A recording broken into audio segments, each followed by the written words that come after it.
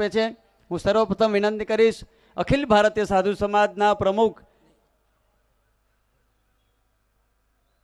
આપણી વચ્ચે ગિરનાર કમંડલ કુંડ અને દત્તાત્રેય ભગવાન ચરણ પાદુકાના મહંત પૂજ્ય મહેશગીરજી બાપુ આપણી વચ્ચે ઉપસ્થિત છે। વિનંતી કરીશ પૂજ્ય મહેશગીરી બાપુને સમયોચિત અને સમયને લક્ષ્યમાં રાખી અને પોતાનું આશીર્વચન અને પ્રવચન આપશે। પૂજ્ય મહેશગીરી બાપુ।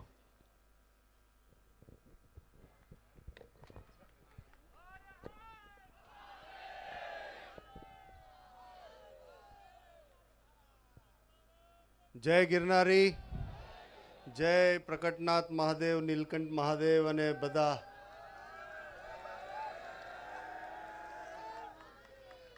પરમ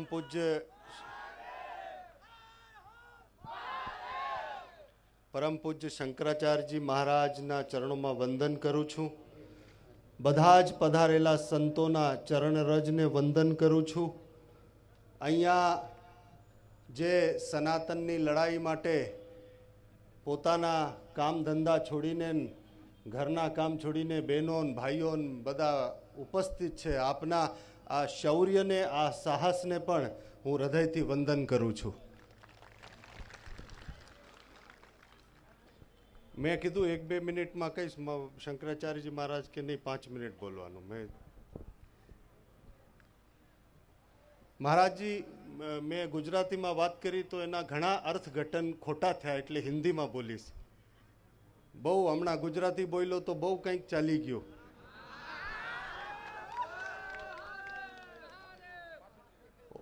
और हिंदी में इसलिए बात करना चाहता हूं क्योंकि इन षड्यंत्र के जो आका बैठे हुए उस भारत के भीतर छिप करके जो पीछे से वार करते हैं, उनके नाभि तक, गहराई तक ये आवाज और ये गूंज पहुंचनी चाहिए कि सनातन अब जाग चुका है। सनातन जाग चुका है और सनातनी भी जाग चुका है, वो संत भी जाग चुका है। मेरे आने के पहले महाराज जी, बड़ा खेद है मुझे, 4 धमकियां आ गई मुझे कल से, 4 धमकियां कि अगर आप पालीताना में गए तो इतना याद रखना अगला टारगेट आप है। मैं इस मंच से कहना चाहता हूं, मुझे पता है कि भारत और विश्व में आज जिस तरह का यह षड्यंत्र रचा जा रहा है उनका सबसे पहला टारगेट बन चुका हूं, तो इतना ही कहूंगा कि गोली पीछे से मत मारना, सामने से मारना। 500 करोड़ का ऑफर दिया गया मुझे यह गिरनार का विषय छोड़ने के लिए। महाराज जी, 500 करोड़ का ऑफर। इन लोगों के पास पैसे की ताकत है। तो गांव के किसी सीमा में एक झुपड़ी डाल करके बैठा होता है, 5 पैसा तक नहीं होता, लेकिन अपने सनातन के लिए वो जीने मरने का हौसला रख के बैठा होता है झोपड़ी में। तुम 500 करोड़ की बात करते हो અને ગિરનારી ભાષામાં કહું ને તો તારા 500 કરોડ હું આમ લટકાવીને ફરું। ભાઈ હવે મારે વધારે આમાં કંઈ બોલવું નથી। હું ભાષાનો બહુ સંયમ રાખું છું। શંકરાચાર્યજી મહારાજ બેઠા છે, બાકી નાગોબાવો નીકળ્યો ને તો પછી શું થાય ખબર છે। એટલે इसलिए मैं इतना ही कहना चाहूंगा, गिरनार के लिए मैंने 1 महीने का वक्त किया, इसलिए वहां की ज्यादा बातें नहीं करूंगा। लेकिन मैं कहना चाहता हूं कि केवल यहां पर नहीं, भारतवर्ष के सभी संतों को, मठाधीशों को, ध्यान करने वालों को, सबको अब थोड़ा ध्यान भी रखना पड़ेगा, क्योंकि सनातन पे प्रहार शुरू हो चुके हैं। और ये प्रहार सिर्फ गिरनार में नहीं, पालीताना में नहीं।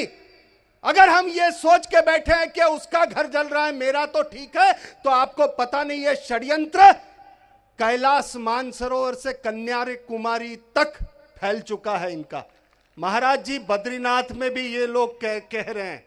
ये महाराज जी, ये लोग महाराष्ट्र के महालक्ष्मी मंदिर को भी कह रहे हैं कि हमारे जैनों का है। महाराज जी, ये तिरुपति बालाजी को भी कह रहे हैं कि ये हमारा है। और न जाने कितने ऐसे हिंदू तीर्थ स्थल है जहां पर ये दावा ठोक रहे हैं और सरकार की शह मिल जाती है। मैं इतना ही कहना चाहूंगा कि अगर सनातनी ताकत इस तरह से इकट्ठा हुई तो ये जो अधिकारी गण कहते हैं कि हमें ऊपर से आदेश है, ऊपर से आदेश है, अगर उससे भी ऊपर वाले का आदेश आएगा तो तुम्हारे पसीने छूट जाएंगे।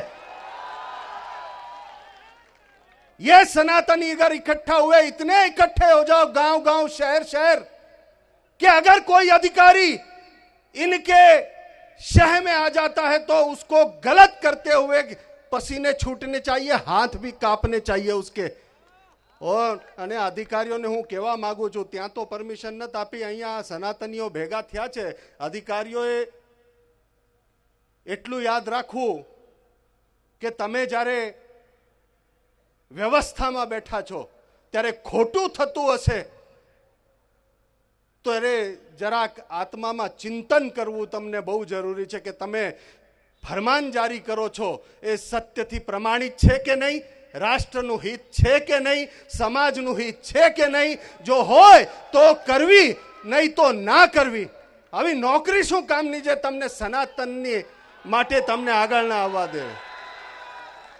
તો આટલું કહીને ફક્ત એક અંતમાં વાત કહું છું कि इस पृथ्वी के ऊपर मुझे ना अध्यक्ष बनना है, ना कहीं कुछ नहीं बनना, पर इतना मुझे इतना पता है कि अगर इस पृथ्वी पे कहीं भी सनातन या मेरा साधु जो होगा, अगर उसके लिए कोई तकलीफ या कष्ट देने वाला होगा और वह साधु हमारा सच्चा है तो इतना याद रखना, जो कष्ट देने वाला, तकलीफ देने वाला होगा उसके लिए काल बन के ये महेशगिरी खड़ा है, जो वक्त आने पर असली रूप भी दिखा देगा। जय गिरनारी, जय नीलकंठ महादेव अने जय प्रकटनाथ महादेव। शंकराचार्य महाराज के चरणों में वंदन करता हूं, संतों के चरणों में वंदन करता हूं। जय गिरनारी।